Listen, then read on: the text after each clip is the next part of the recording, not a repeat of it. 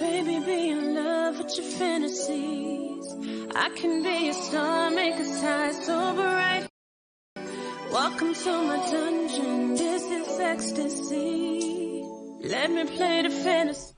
What's good, YouTube? It's your girl, Asia. And it's your boy, BJ, and we're back like we never left. Appreciate y'all for tuning in, pulling up for another video. Yeah. Now, we're going to jump right into this one right here. Now, this is one that you actually wanted to check out and tap into.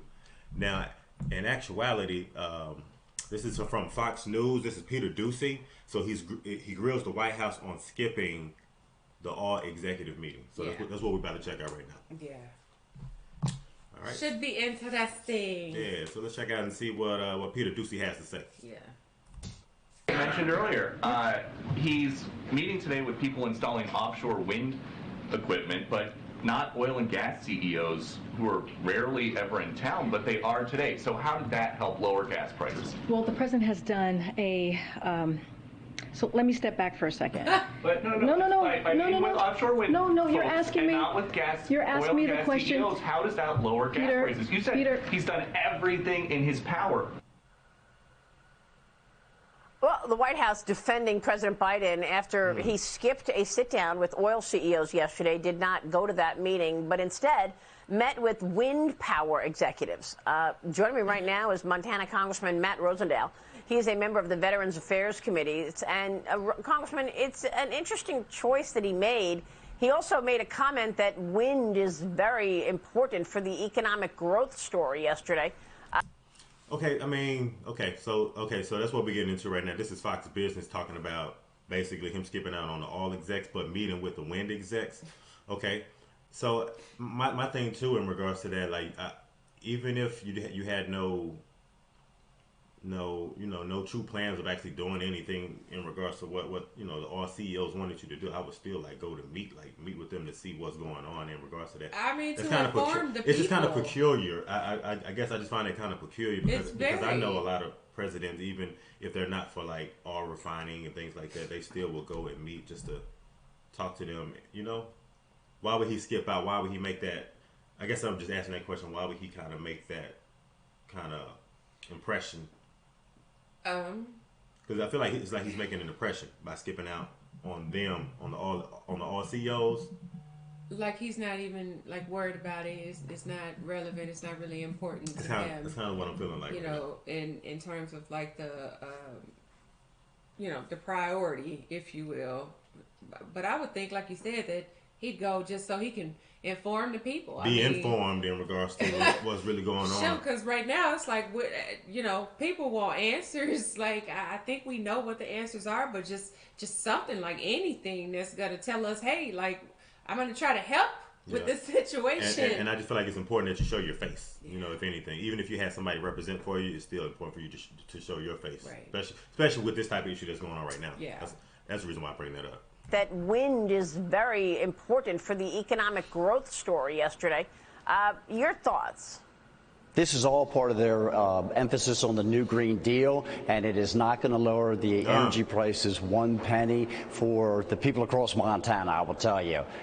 They have stopped permitting, they have stopped leasing, they have imposed the ESG standards, as Fred Lane was just speaking about, so that my drillers and refiners are having difficulty accessing funds and capital to make sure that they can do their work.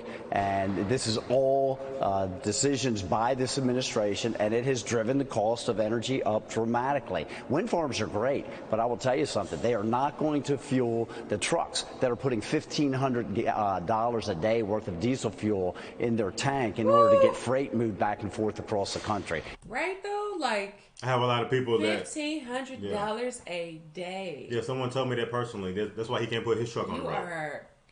That's insane. I'm telling you. That is insane. I brought that up the other day. Someone told me that personally. That's why they can't even put his truck. That's why he can't even get on the road because it's so expensive. He said the exact same thing, putting anywhere from $15,000 to $2,000 to fill it up. But you think these are $1,500 to independent $2,000 contractors that have to fill up the truck. What about everybody else that like the Walmart trucks and the. That's what we're speaking about that too. Yeah. They are not going to fuel the trucks that are putting $1,500 a day worth of diesel fuel in their tank in order to get freight moved back and forth across the country. It's not going to help my farmers as they need that diesel fuel to go across those fields. And it certainly isn't going to help the people that live in Montana that regularly drive 150 miles a day. Yeah, I don't know what he was talking about yesterday in terms of wind being so important to economic growth. In fact, we are watching the oil story play out in kitchens across the country where it is fueling and stoking massive inflation. How long do you expect this transition to this Green New Deal that they are envisioning to take? I'm really concerned, Maria, because there is no action that's being taken right now to start turning back this administration's destruction that they've taken on the energy industry, the fossil fuel energy, their oil. If they really want to do something, let's make it easier to permit a new refinery. There hasn't been a refinery. Ooh. Look at that price currently right now. I know. And it's going up. That's just sick. Only crude. Yeah, it's crazy. and a lot of people in our comments, too, especially that watch our channel, they've been bringing it up recently, too, just in regards to, like, the oil crisis things that's going on, not even just here, but just around the world. So I'm glad that we had a chance to kind of hone in on this today to kind of check it out to see exactly what's going on, especially with, like I said, we're sitting here looking at the price of crude oil going up the way that it is. Yeah. That's 106%, 1.79. And it's going up. And it's going up. 111 per barrel.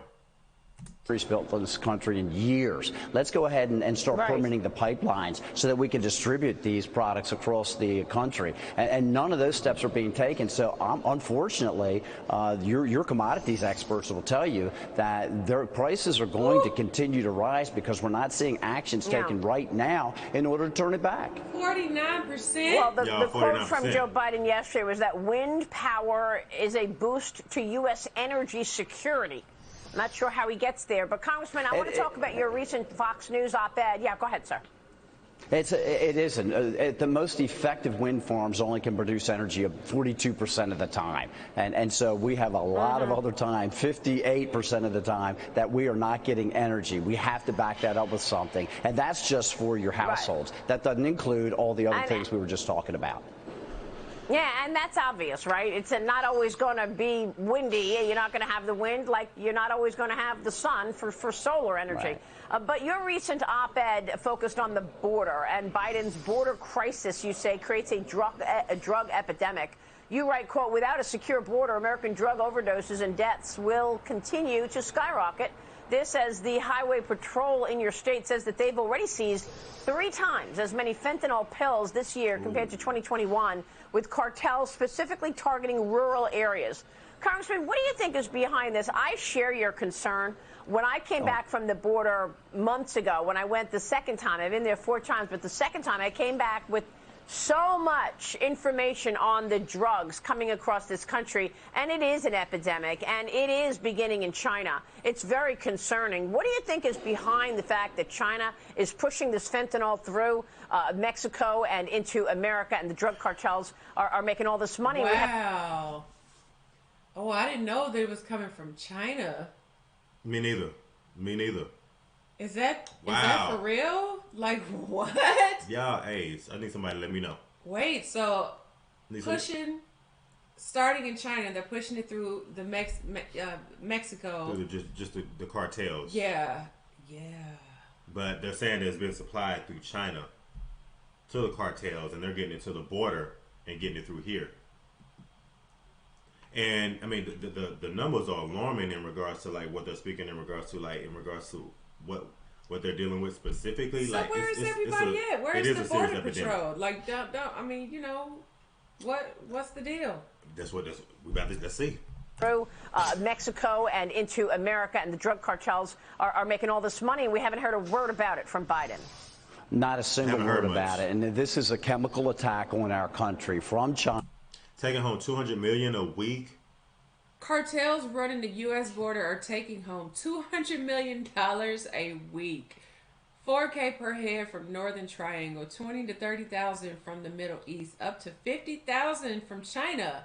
And they have migrants coming from 160 countries, so they're kind of talking in regards to like the border security right now. That's what they're speaking in regards to right now. In regards to sounds like it's getting out of control. But that's what I'm saying. Where is everybody? Like, where'd they go? I just heard not too long ago that they discovered and they found a tunnel that the cartel was using just recently. Like, that was going across the border, like they found a tunnel that was going there. You think they just found that? Hey, it is what it is.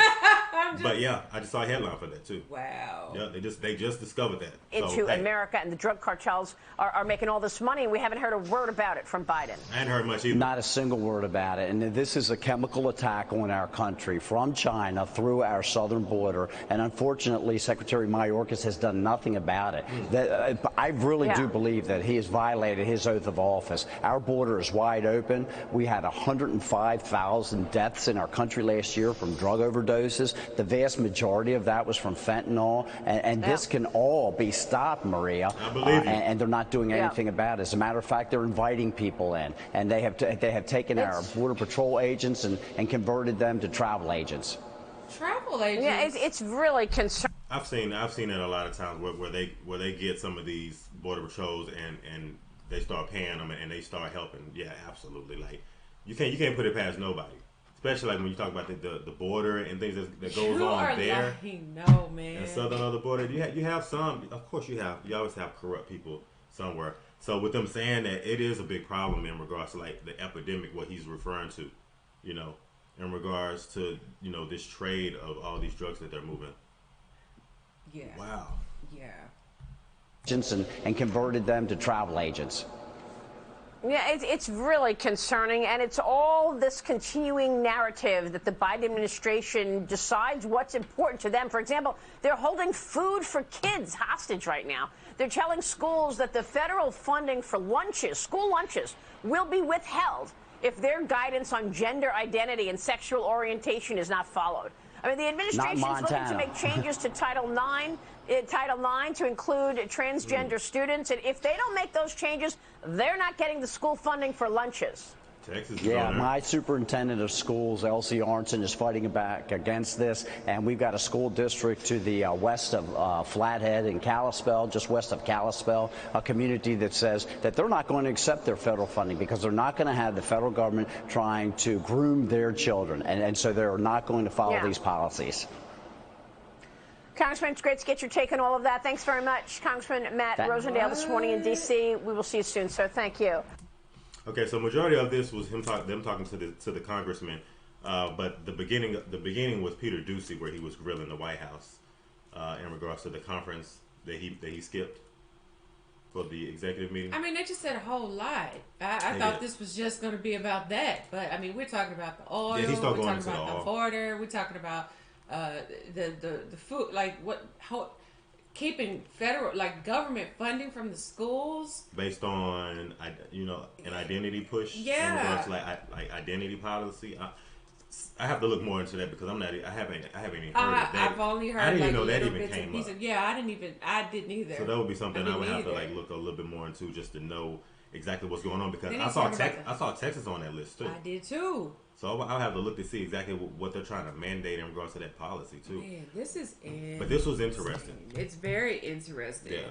I mean, curious to say the least in terms of like just trying to follow up on the information. Like, we need to really figure out what's going on and really start informing ourselves on just things that are actually happening, man. Like this, and know the truth more than anything. You know what I mean? Yeah. This is pretty good just to know. Just like I said, in regards to saying like the price is going up like that too, which we already kind of knew in regards to like the oil, the crude, things like that. But for them to continue to keep saying that he skipped out on a meeting and he's not even like considering it, that kind of just draws more question marks in regards to like the administration and where they're really going with this.